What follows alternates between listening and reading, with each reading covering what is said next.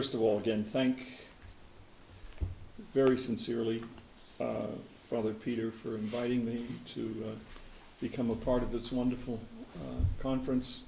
It's a great honor, really, truly, for me to represent the Franciscan Brothers of Brooklyn. And as I said to someone earlier, I've been a member of the Franciscan Brothers for 56 years. I've been teaching on and off for 53 of those years, and I honestly never had a bad day teaching.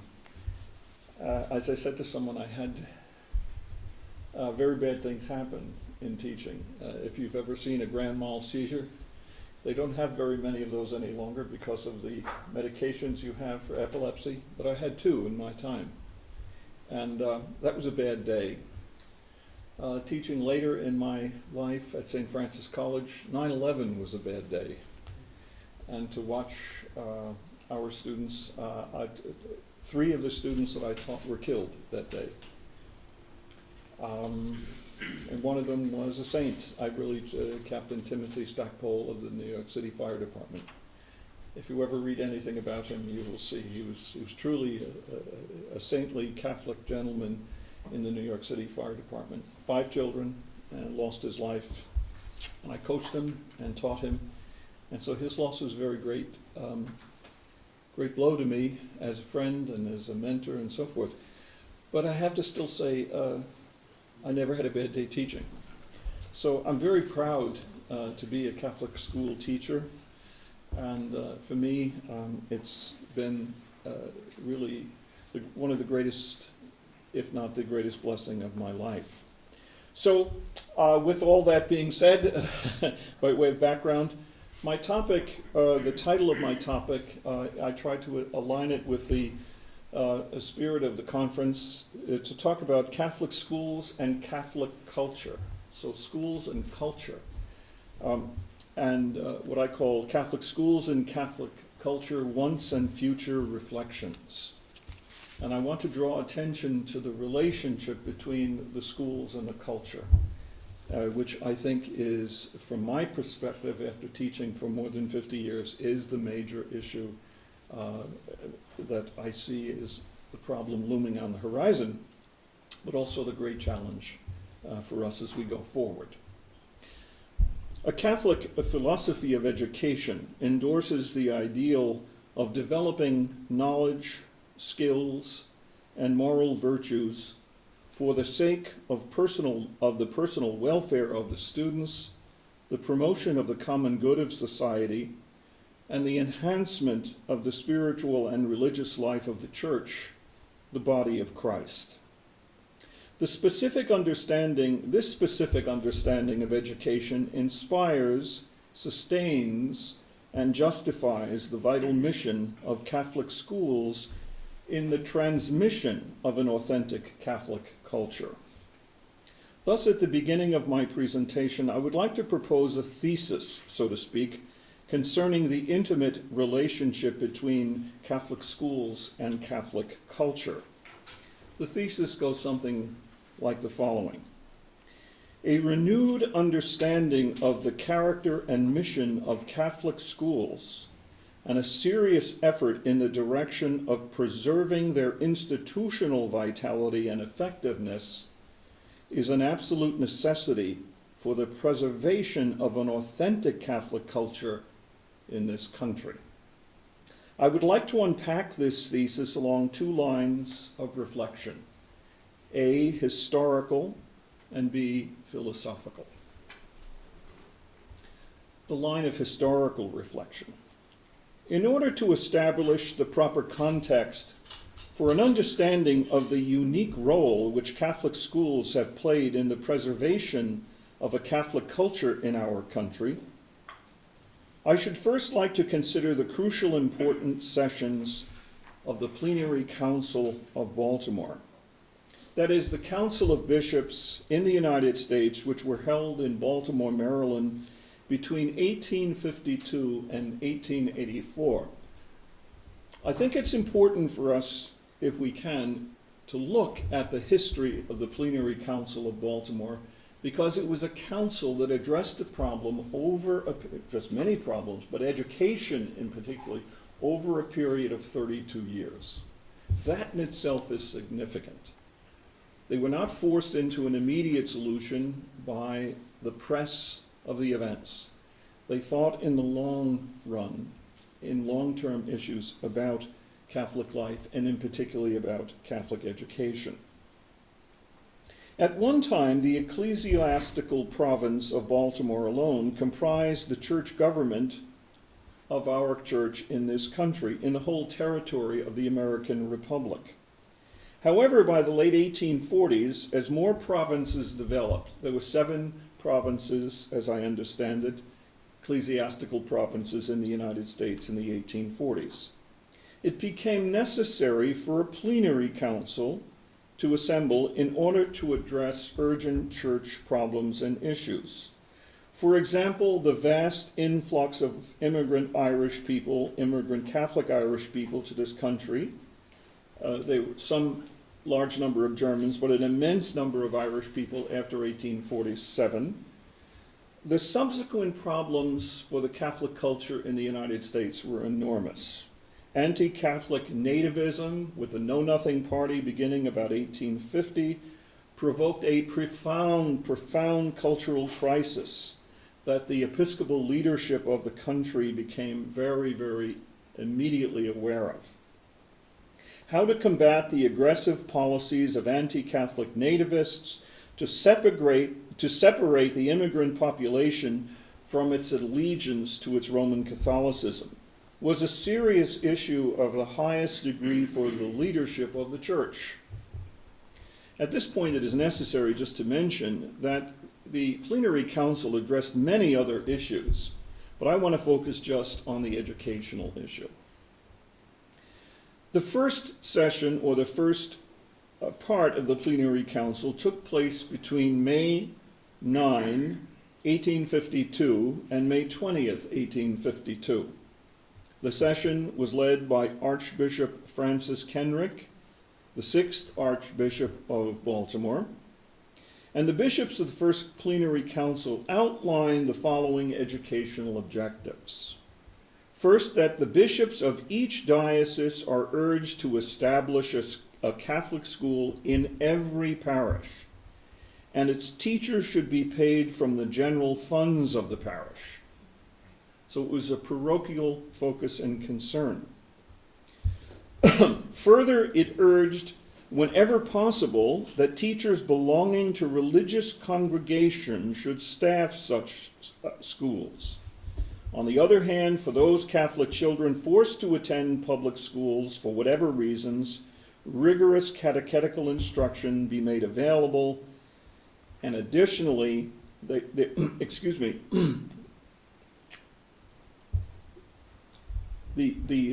first plenary council said the training of let me just back up, I'm sorry. First, the bishops of each diocese are urged to establish a Catholic school in every parish, and its teachers should be paid out of the general funds. And second, that an ecclesiastical seminary for the training of priests should be erected in each province in the country. So the parish schools and the seminary became the focus of the first plenary council, where I made a little bit of a miscue. The second plenary council was held after the American Civil War in Baltimore between October 7th, 1866 and October 21st, 1866. The second session seems to have expanded and intensified with urgency the educational aims of the first session. It insists that a Catholic school be erected in every parish. Further, it urges that whenever possible, the teachers belonging to religious congregations should staff such schools. On the other hand, for those children forced to attend public schools for whatever reasons, rigorous catechetical instruction be made available. Additionally, industrial schools, or what we would call trade schools, were to be established along with reformatories, especially in the larger cities. And I think if I'm not mistaken, this was the origin of Lincoln Hall for the Christian Brothers in upstate New York, which was essentially a Catholic reformatory school. And it also said that the establishment of a Catholic university in this country is highly desirable. Highly desirable. It's interesting that by 1866 it was an idea, 1852 an idea, and then it was a highly desirable goal by 1866. The third session, and perhaps the most important.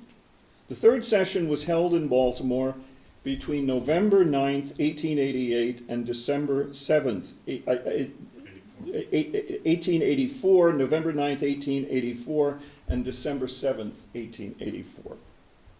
The third session continues the educational efforts of the previous sessions with a greater urgency than ever. It stresses the absolute necessity of Catholic schools, the absolute necessity, and the solemn obligation of parents to make every effort to send their children to these schools. At the same time, it insists that the schools be tuition-free. Tuition-free. So the urgency is growing. Furthermore, it urged the establishment of minor seminaries in each diocese. Lastly, it encouraged the founding of Catholic colleges wherever possible.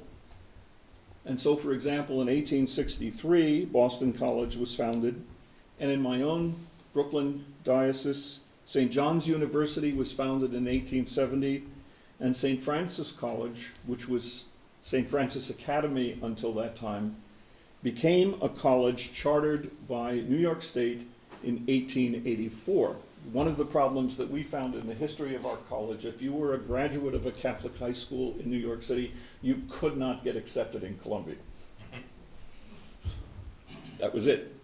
You could, and other schools as well. So St. John's University in 1870 and St. Francis College in 1884, as the young Catholic students coming out of primary school and then secondary school, they had no place to go. So the colleges became a necessary part of this ongoing cast of mind, if you will, by the Plenary Council. And of course, the Catholic University of America was established in 1887. So this growing sense of history. A truly astonishing period of growth took place. I should also point out that Aeterni Patris of Pope Leo XIII was promulgated in 1879. And so there was another element of this growing sense of educational importance. However, what is truly astonishing to think about, that during a 100-year period that followed 1866 to 1966, the Catholic faithful, by the funds of largely immigrant people, created the largest private educational system in the history of the world. That is to say, by 1966, there were a staggering number of 13,000 Catholic schools in the United States, primary and secondary, plus 224 colleges and universities. Staggering. Some have maintained that the high point of the harmony between Catholic schools and Catholic culture was reached in 1960 with the election of John Fitzgerald Kennedy to the office of President of the United States. Of course, this is a much disputed assessment. I interject, Cardinal Spellman, of course everybody thinks of him as a New Yorker. He was a Bostonian, right? Yes. And knew the Kennedys very, very well. And he had a visceral, Old Testament hatred for the Kennedys. And when Jack Kennedy was running for president, a reporter said to the Cardinal, "What's your reaction to the prospect of a Catholic candidate for president?" And he said, "Something devoutly to be hoped for someday." So interesting times, but I point out that staggering number of 13,000 schools and 224 colleges by that time. As I say, much of this is disputed, but perhaps there is some shred of truth in it, that the school system was growing enormously fast and was at its high point by 1966. In any event, all of this changed in dramatic and some would say revolutionary ways with the coming of the Second Vatican Council, 1962 to 1965. For those who enthusiastically supported the outcomes of the Council, the clarion call for a new openness to the secular culture of modern society was heard sounding throughout every institution of Catholic life in America. Along with the powerful force of ecumenical outreach to other non-Catholic religious denominations, an overwhelming pressure to change the character and mission of Catholic schools started to develop. Furthermore, there were a number of incidents that reached what I would call critical mass and exploded, so to speak, in the Catholic world between 1967 and 1968. With the result that almost overnight, the character of the Catholic culture in this country was transformed utterly. And this is where I want to try to establish, at least from my own understanding, the close relationship between the institution and the culture. The peculiar fragility of that relationship is very important never to lose sight of. That a culture is a robust and wonderful thing. It produces thousands of schools, staggering numbers of colleges, but it's ultimately fragile. And even the slightest shift in the tectonic plate can be like the Los Angeles area. Suddenly, some of the most beautiful architecture in the world can suddenly go boom, the plates shift. And I do think that that's the relationship between Catholic schools and Catholic culture. I think it's tectonic. And therefore, it requires a vigilance that's unique.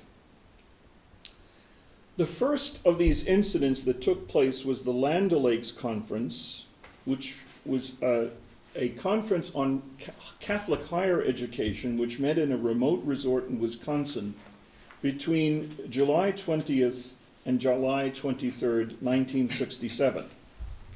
It was organized by the Reverend Theodore Hesburgh, CSC, the president of the University of Notre Dame, and perhaps the most famous Catholic educational administrator in the history of our country. And its opening statement sounds something like an academic declaration of independence from ecclesiastical authority. I'm going to quote just from the opening lines of this statement and just see how it strikes your ears, and perhaps you might share at how it struck me. This is a quote from the opening of the statement. "The Catholic University today must be a university in the full modern sense of the word, with a strong commitment to and concern for academic excellence. To perform its teaching and research functions effectively, the Catholic University must have a true autonomy and academic freedom in the face of authority of whatever kind, lay or clerical, external to the academic community itself." It must have a true autonomy from whatever kind of authority, lay or clerical. It is noteworthy, perhaps, that one of the signatories of the statement was the Right Reverend Theodore McCarrick, who was at the time the president of the Catholic University of Ponce, Puerto Rico. The second incident was the publication of the well-known, many would say infamous, statement of dissent against the Encyclical of Pope Paul VI, Humanae Vitae, which was promulgated on July 29th, 1968. The composition and promotion of this statement of dissent was directed by the Reverend Charles E. Curran, along with a group of 9 other professors of theology. Within a very short period of time, more than 500 theologians across the country signed the document of dissent. There can be little doubt that the publication and widespread distribution of this statement unleashed a virus of revolution which was injected into Catholic cultural life in the United States, in particular into its colleges and universities. Finally, the year 1968 witnessed the beginning of a profound transformation of the character and structure of Catholic religious orders in the United States, which in turn had a devastating impact on Catholic schools because of the drastic loss of religious teachers, especially religious sisters, at the primary and secondary levels of Catholic education. In 1965, during the closing session of the Second Vatican Council, the document on religious life was published entitled The Decree on the Adaptation and Renewal of Religious Life, Perfectae Caritatis, October 28, 1965. However, the actual implementation of the specific guidelines for adaptation and renewal was to be left largely to the discretion of each religious congregation and was to be carried out over a period of experimentation beginning in 1968 and ending in the promulgation of the new Code of Canon Law in 1983. It must be said, however, but without recrimination or scorn, that by any standard the experiment in the adaptation and renewal of religious life did not succeed at all. In 1965, it was estimated there were 180,000 religious sisters in the United States. In 2019, it's estimated there are 48,000. The renewal, which began with a spirit of confident optimism in 1968, collapsed almost immediately, swamped by a tidal wave of defections of members of countless religious orders, especially those associated with schools. Just 2 years after the beginning of the period of adaptation and renewal, in 1970 alone, the staggering number of 4,700 religious sisters left their religious congregations. Of course, the whole question of the state of religious life in the Catholic Church in the wake of the Second Vatican Council is a subject of the highest interest, although very controversial and tough to get an easy handle on. And it ought to be examined candidly, objectively, and completely.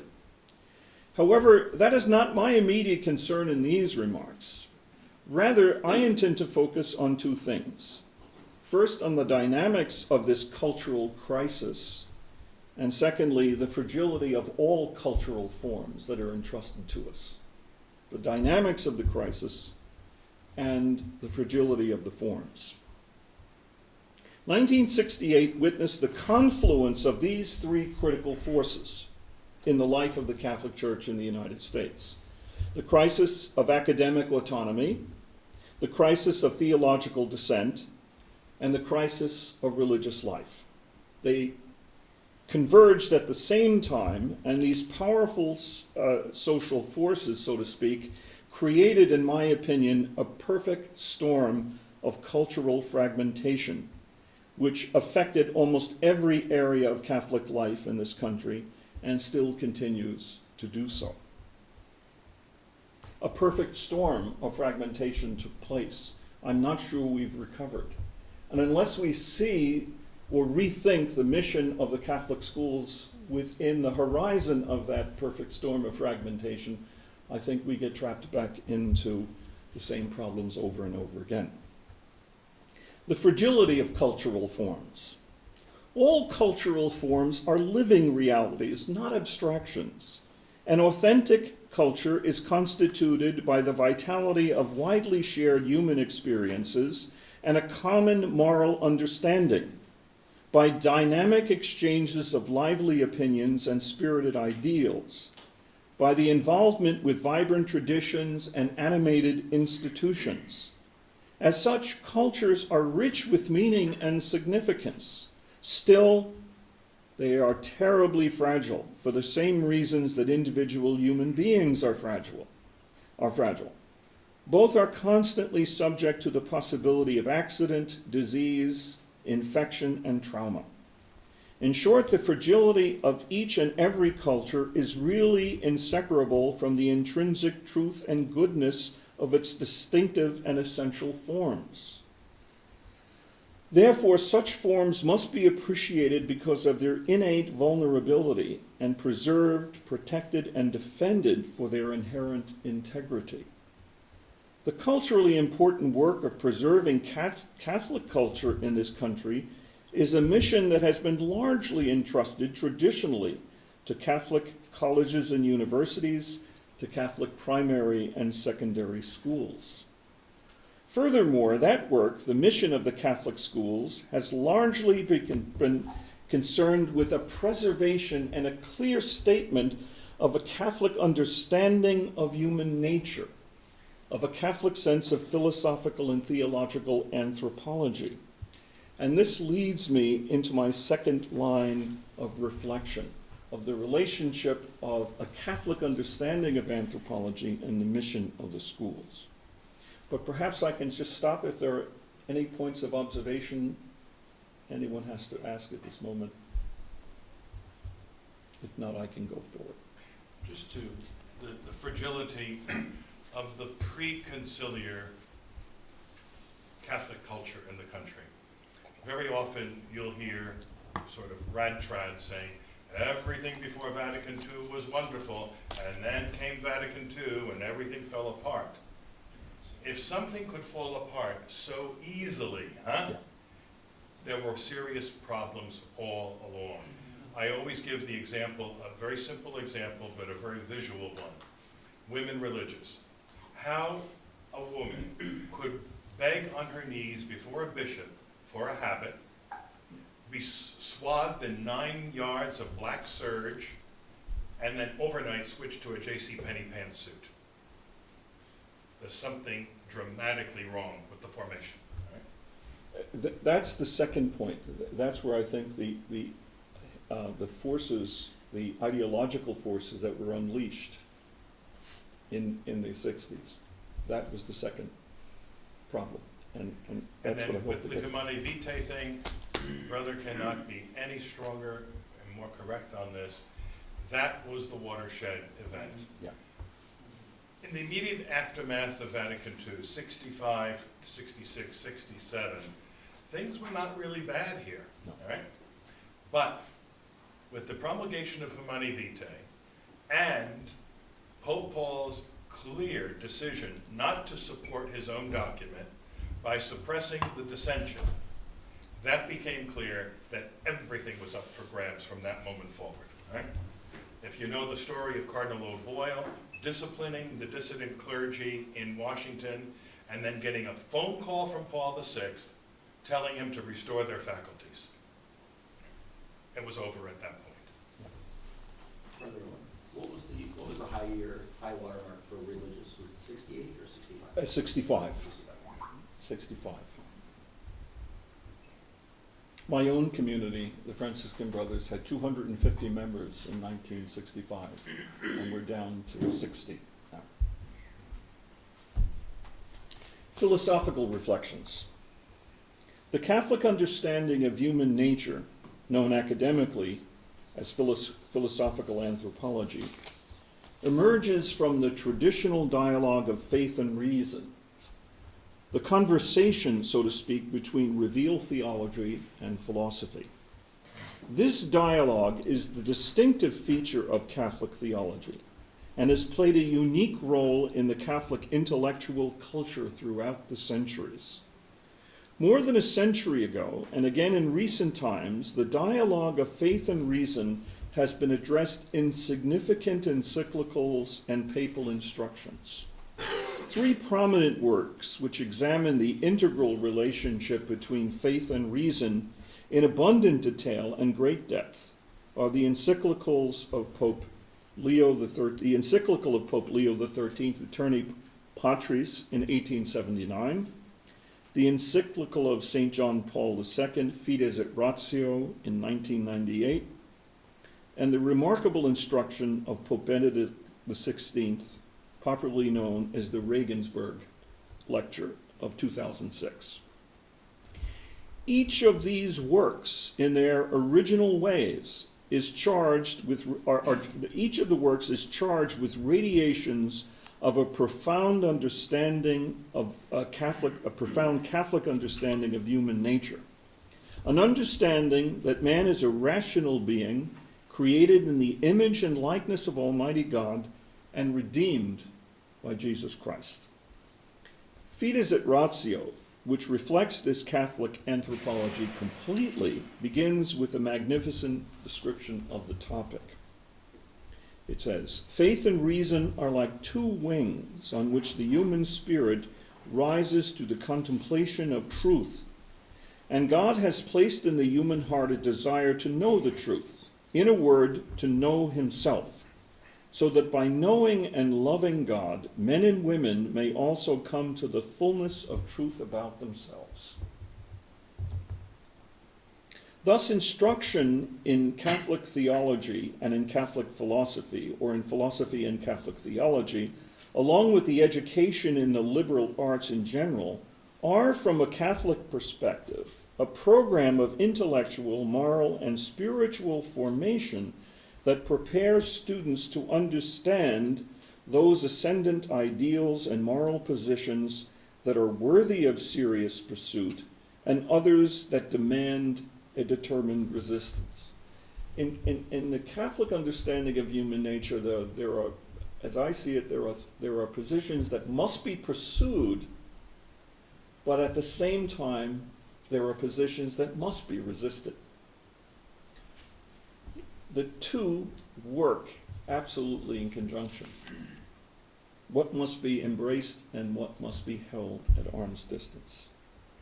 This is particularly true when it pertains to the Catholic understanding of human nature, which steadfastly maintains that human beings are creatures made in the image of God, that they have immortal souls, that they have free wills, that they are endowed with moral and intellectual capacities which are essentially rational, which, if properly developed and employed, allow men and women to discover truth, enact the good, and admire the beautiful. However, this Catholic understanding has for a very long time been aggressively and relentlessly challenged by a host of non-rational assessments of human nature that have established a virtual hegemony over the intellectual life of some, if not all, of our most prominent colleges and institutions. I propose that we briefly consider three such of these non-rational assessments, if you will, of human nature. They are rooted all in the history of modern philosophy and sustained by the negative energies at work in our contemporary postmodern culture. I would call the three of them: one, Cartesian mastery; the Nietzschean will to power; and scientific reductionism. Cartesian mastery, this concept is an essential element of the whole strategy of modern philosophy, and had its most powerful expression in the thought of René Descartes. It promoted a revolution in the character of philosophy as such, mostly in the radical transformation of philosophy from a contemplative to a constructive activity. The explicit intention of Cartesian mastery was to subdue the natural world by the means of applied mathematics, to transform it utterly into a malleable source of raw materials for an infinite number of practical projects. In effect, this intention necessitated the eclipse of the contemplative character of human reason itself, so that the human mind might be set free from any traditional restraints, any moral and intellectual checks, in order to become the obedient tool of an infinitely expansive technology. In this way, every material body in the universe could be subjected, by means of applied mathematics, to the sovereignty of human intention and design. The Nietzschean will to power comes much later, 19th century. Of course, if it is plausible to maintain that contemporary culture is largely the result of the radical transformation of the status of reason in human experience, it must be acknowledged that the strategy of Cartesian mastery has been vastly successful. However, the very success of the project to transform reason provoked another crisis, which called into question the actuality of reason as such. The other crisis of reason was the subject inspired by the powerful and extraordinarily influential thought of Friedrich Nietzsche, who argued that human beings are not rational beings at all. They're not rational animals. Rather, they are agents of will and power, having intelligence to be sure, but such intelligence is essentially just a complex tool for human survival in an essentially irrational and hostile world. Thus, Nietzsche concluded that human beings are not essentially rational agents, but agents of will and power. Agents whose intelligence and cunning is best understood as the servant of their all-encompassing desires.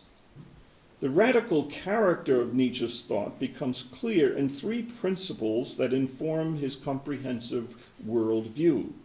First, he maintains that the will to power and not reason is the essence of human nature, and that culture, secondly, is a construction. He also argues that morality is essentially a matrix of power, of interlocking senses of power that must be cleverly controlled and manipulated.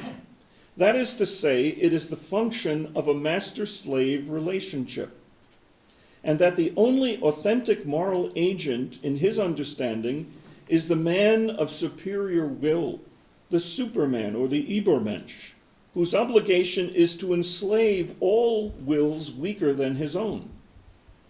Thirdly, he concludes that for human beings to assume their rightful position and perform their proper role in the dramatic maelstrom of natural life, they must acknowledge the death of God, of any transcendent wisdom or glory, because by doing so they declare that their highest loyalty is to the sovereignty of their own will to create themselves. Further, when Nietzsche argues that human beings are essentially agents of will, he is likewise asserting that human life has neither substance nor form nor end, that one's life is merely the product of impersonal forces and subjective decisions. Transgender. Thus, human beings have histories but no natures, and are therefore burdened with the tragic mission of constantly creating and recreating their own identity, recreating themselves in the course of an otherwise meaningless existence. In the same vein, if human beings are denied a rational nature to substantially guide their lives, then there are absolutely no transcendental laws of human conduct. It's simply the will of the most powerful.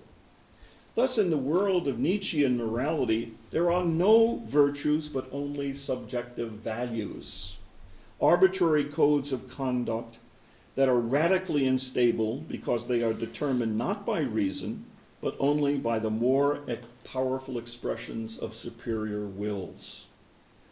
Drug use, abortion rights, gender identity, Nietzschean constructs, all of them. Finally, scientific reductionism, very strong in our own country. One of the most critical challenges to a Catholic understanding of human nature is this contemporary phenomenon of scientific reductionism, which maintains that the empirical methods of science are the only source of valid knowledge of the natural world, human society, and human nature. To be clear, this depiction does not signify any hostility to the research conducted within the fields of biology, within the fields of chemistry, physics, or neuroscience. Rather, it aims to focus attention on the viewpoint which promotes the restriction of valid knowledge to a single, univocal method of investigation.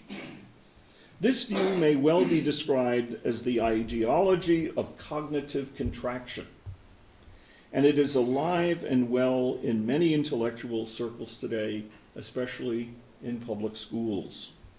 It is founded on the assumption that if we would obtain valid knowledge of the world and human nature, we must pay attention not to what we think, imagine, or desire, but to the blind biological processes which underline all such thoughts, imaginations, and desires. let me bring to a conclusion by saying the Catholic understanding of human nature entails the freedom to actualize our moral and intellectual capacities to their fullest degree, to discover the height and depth of our humanity by loving God, our neighbors, and our country. This understanding calls for a continuous awareness of the glory of God, of his transcendence and graceful presence, of his infinite beauty, truth, and goodness. In the Summa Contra Gentiles, St. Thomas maintains that human reason grasps the notion of the infinite goodness of God most clearly when it understands the integrity and innate generosity of each particular being in the universe. That is to say, for St. Thomas, each being shares something of itself with every other being by displaying the light of that excellence which is uniquely its own. Thus, each being in the universe has the capacity to become an agent of knowledge and virtue, which can be realized in the souls of respectable observers, listeners, and students. Finally, St. Thomas affirms that the truth, beauty, and goodness to be discovered by human reason in the things of this world insist on being declared and distributed. And for this reason, he reminds us that no possession of the mind that is truly valuable in this life is truly joyous until it is shared with friends.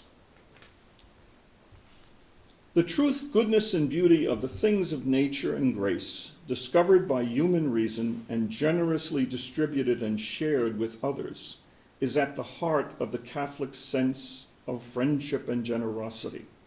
And of course, it's at the core of a Catholic culture.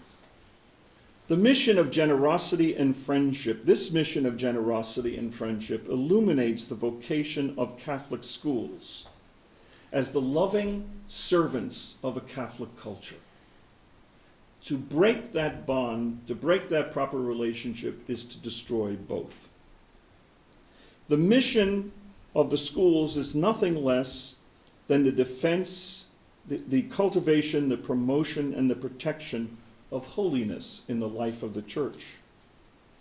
Holiness is that condition by which a person or a place or a time or a season, an event, an object, or an instrument is set apart and dedicated with love and concern for the exclusive honor and glory of God. Catholic culture in all its aspects and dimensions ought to be the living environment, the soil, so to speak, where the many and varied seeds of holiness can be planted and cultivated, so as to nourish the life of the church, which is the body of Christ. Thus, the role of Catholic schools in the service of Catholic cultures is a very special one indeed. A Catholic school should aim to be a shrine, if you will, where the precious gifts of mind and heart are enshrined, developed, and exercised in order to make holiness more intelligible, appealing, and attractive in the world. Thus, Catholic schools have the solemn obligation to serve Catholic culture by exploring its unfathomably rich depths and endlessly expanding the horizon of its joyful and graceful vision. Thank you very much.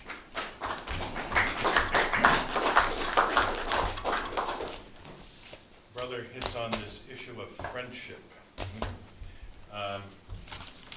About 15 years ago, a young priest who was embarking on his doctoral dissertation in Rome in moral theology called me and he said, "Do you have a suggestion for a topic for my dissertation?"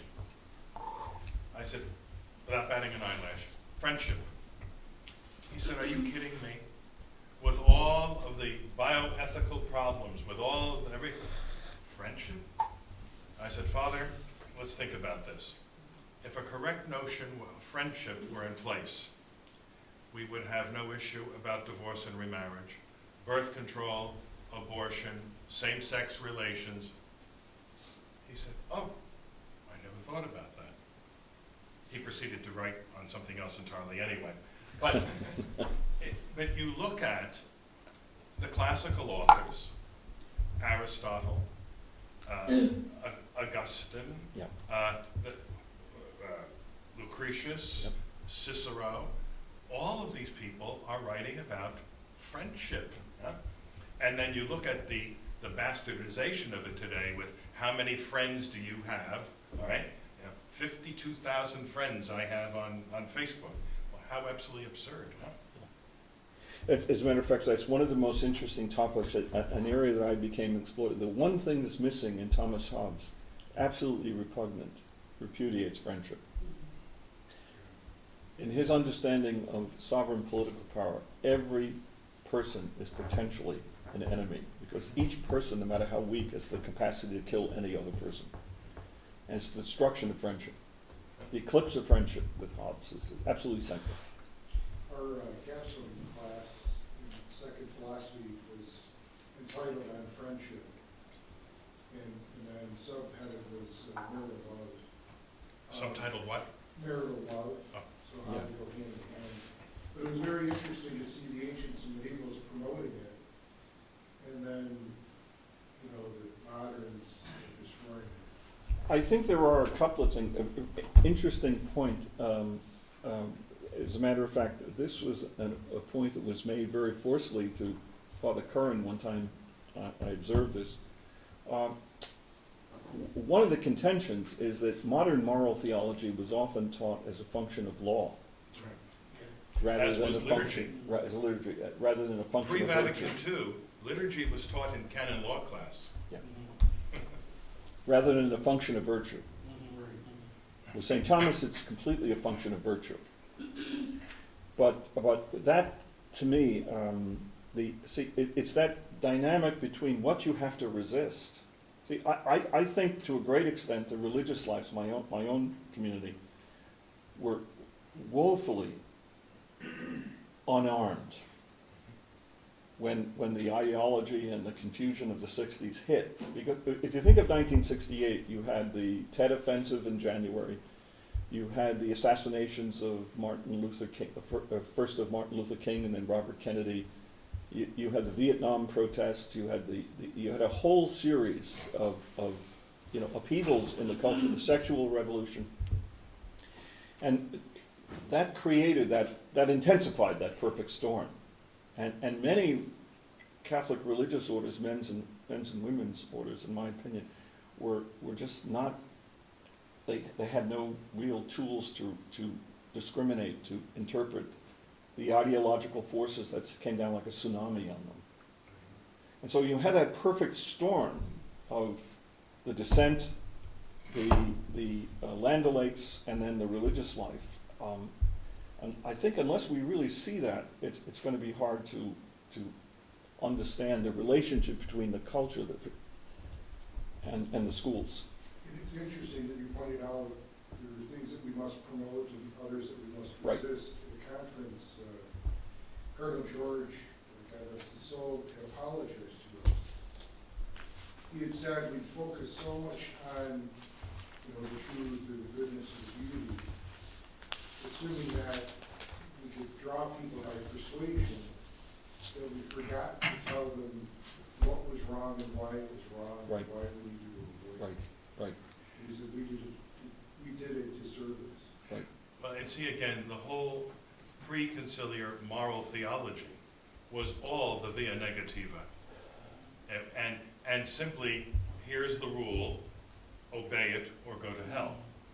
And then, and equating things that made no sense to equate. So eating a hot dog on Friday and killing someone, you'd go to hell for both, right? And when someone finally came to the conclusion that you probably wouldn't go to hell for eating a hot dog, then that was transformed or transferred to saying, well, adultery, you probably won't go either, and all the rest. And the whole thing fell apart. And, but when I began my license in theology at the Dominican House of Studies in Washington, wonderful Thomas, my theological formation at this seminary was absolutely horrific. I mean, every class was, almost every class, especially dogma and moral, heresy. Total, unadulterated heresy for 4 years, all right? Now, enough of us had a Catholic instinct that we knew it was heresy, and so we engaged in a very difficult and treacherous process of self-formation, right? And at any rate, I went to the Dominicans in Washington and was introduced to an entirely different approach to theology.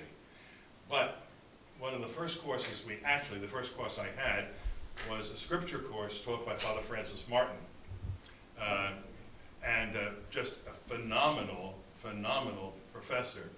And it happened to be the week that Curran's theology license was finally withdrawn, almost 20 years after his dissent.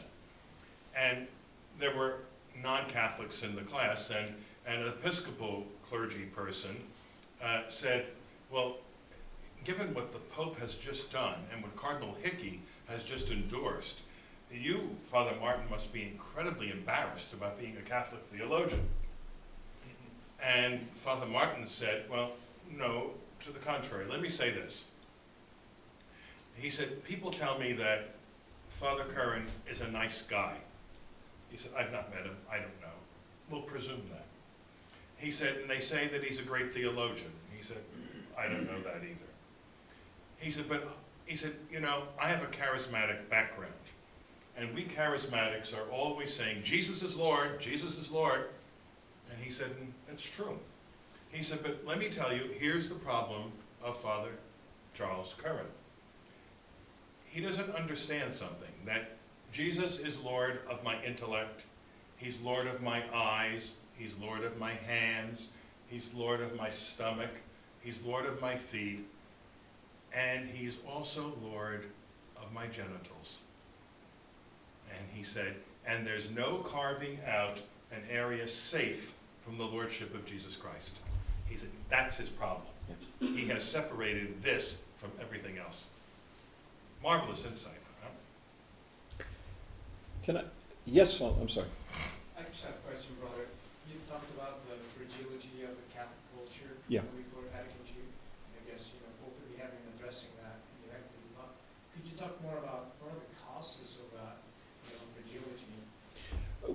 I think any culture is fragile. In the same way, the example of that I would say with a very, very great work of art.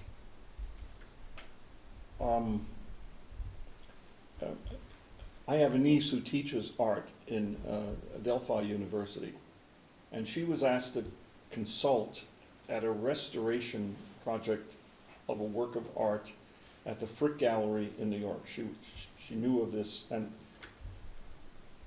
here was this work of art that was worth millions of dollars, extraordinary economic strength and power, but it was extremely delicate, and the person restoring it wanted to try to take the best advice possible to ensure that it would not be damaged in the process of restoration.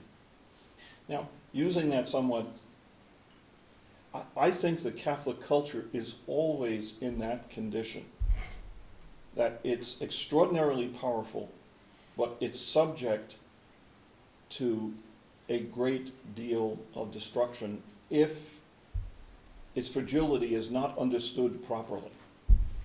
And it seems to me that that's one of the features that between 1866 and 1966, the Catholic schools went along with a tremendous amount of success. But the fragility was forgotten, that to get it there, to keep it there, required a kind of conscious dedication to preserving its forms from a destruction that could come on it like that. And I think that is the condition that we have in any culture, that it has to be preserved almost the way that a great work of fine art is preserved. It requires our very best efforts. I wanted to call one attention to something that took place at the Land O'Lakes conference. a phenomenon that I don't have an answer for at all, but it's only struck me, is that one of the things that happened with the Land O'Lakes Conference, as the great Catholic institutions in the country became more financially and socially and academically independent of church authority, they became richer and richer. So, for example, just to give you some, the endowment of the University of Notre Dame, I graduated from Notre Dame, and so the endowment of the university is about $12 billion at this point. Boston College, the second wealthiest Catholic institution, and it's the fastest growing endowment of any college in the country, Boston College, is $2.3 billion. Georgetown University, $1.8 billion. St. Louis University, $1.24 billion. And St. Thomas in Minnesota, $1.120 billion. Now, as the Catholic schools have become impoverished and contracted, the independent colleges have gotten wealthier and wealthier. And that, I think, is itself one of the problems that we're facing, is the money is there. It's just distributed in odd ways for various forces. But the reasons for that problem, it seems to me, are cultural. A place like Notre Dame with an endowment the size of small countries probably doesn't see much connection to the parish schools. I mean, I don't have the answers. I'm just trying to throw it out as a point of conversation. But I do think that's a very interesting thing to look at. The way that the wealthiest schools have become more and more wealthy, and the system itself, the Catholic school system, is suffering tremendous impoverishment. For example, Seton Hall University's endowment is the lowest of the major Catholic universities. It's $228 million. That's the lowest on the list. I think it's about number 20 or so. But there is an enormous amount of money at that end of the thing. And we're facing all sorts of crises at the other end, the parish schools, the secondary schools, and so on. And I would also point out, in terms of the preconciliar American Catholic culture, part of the fragility, I think, was twofold. One, there was an intense understanding of the necessity to do something and to do it relatively quickly. And the transition was never made from the immigrant culture to an increasingly intelligent, developed Catholic intelligentsia, let's put it that way. And so the priestly formation in the country, for the most part, was horrific. It was extremely anti-intellectual. It was, in many instances, either because of the French or Irish influence, Jansenistic. All of these things created a very, very unstable presbyterate. With the sisters, it was a rushed formation very often to get as many of the girls into veils as possible and get them into classrooms. Now that was self-consciously, there was a self-conscious awareness about it in the late 40s and early 50s, so that you had the very good sister formation movement that started, but then that took off in a completely crazy direction after Vatican II. And so the formation of many of the women religious was poor, not their academic formation so much as the personal human and religious formation. And so I think those are all the things that, and again, Brother's term about the perfect storm. I mean, all of this couldn't have happened at a worse time. Yeah. I think that the example you gave about the shifting in religious life is a perfect example of not knowing what to resist. Not knowing what to resist. Yeah, yeah. Yeah, and I look at my own community has a very different history. Because when I entered in 1970. I came to the church in 68, right after Reductionism. Yeah. And I was a novice in 70 when everything else began to fall apart. But my mother general withdrew from the LCWR. Yeah. She resisted that and just, other mother generals stayed in both the LCWR and the consortium that resulted with. Right. I think the other thing that helped the Nashville community was its development, its birth and growth in a hostile environment in the South. And we had to resist that kind of Yeah, prejudice. and so there was already a built-in tendency to say no to certain things. But it had a price, because the sisters, we lost like 40 sisters. There were 125 sisters when I entered the community. We're 300 in that same time period. And the median age of women religions in this country is 80, which I'm preciously close to, which is depressing. But in our community, the median age is somewhere in the 30s. Yeah. Sure. Yeah. And I think it really is knowing what to resist. Yeah. Because the resistance to sin or to vice is to develop opposite virtue. Yeah, exactly. So that whole thing of the transcendentals and the knowing and loving and living the faith and so that you can have eternal life. Yeah. Is a very positive and joyful thing. Yeah. But the culture around it has become toxic. Yeah, you're absolutely right. I mean, And see, I think the biggest contribution that the church in general, and Catholic education in particular, can make is raising a generation of countercultural Catholics. Right? This was perhaps the only significant weakness in my youthful Catholic education, was this. It became very clear to me, even as a child, we were constantly being told, you can be a good Catholic and a good American, you can be a good Catholic and a good American.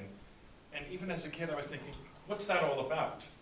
And of course, what it was clearly about was, it was like the little boy with his nose on the window of the candy store. He wanted to get into the other side. And so there was this constant effort to try to make sure that we were, quote, patriotic, right? And what blew, the hole in that was the Vietnam War, right? But, World War I, World War II, Catholic boys on the front lines and so forth. And now, it's become very clear, it should be clear to us, that the only way we're going to survive as a church in this country is by being countercultural. Right? And therefore that means the primary vocation of the Catholic school is to train children from childhood how to be countercultural. And so saying no to things that need to be said no, but at a very small level. So, Friday abstinence, which first of all, most people still don't know you're not supposed to eat meat on Friday. They never heard that's the norm, all right? But doing that in a Catholic school, we don't have meat, not just on the Fridays of Lent, we don't have meat on Friday. Why? This is our communal penance, the blah, blah, blah. Or the importance of Sunday Mass. Catholic children go to Mass on Sunday. These little things that then prepare them for the time when, let's say they're in high school, and they're first approached, whether they're in Catholic school or otherwise, with temptations to drugs and sex and alcohol. You can't expect them to say no to those things at 13 and 14 if they haven't been trained how to say no to much smaller things when they're 6, 7, and 8. Yeah. Well, absolutely. I agree with you that really the response that we need to give today is being countercultural. However, I see a difficulty at the level of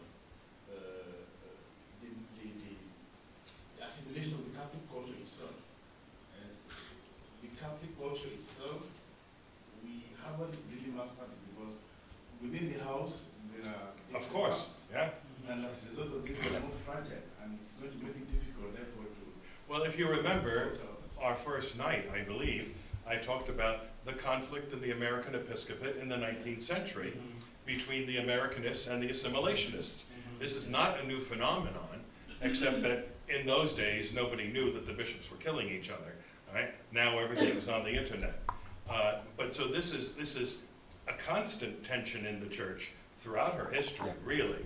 Yeah. How far can you accommodate a culture? Yeah. I mean, this was the problem at the beginning of Christianity. You know, could you drop a couple of incense grains on this and say, well, I'm not really worshiping that God, I'm just and there were people in the church say, yeah, sure, yeah, we'll wink at that. And others say, no, you have to die rather than do that. So. But the cultural thing is critical. There's no question about it. Yeah. All right.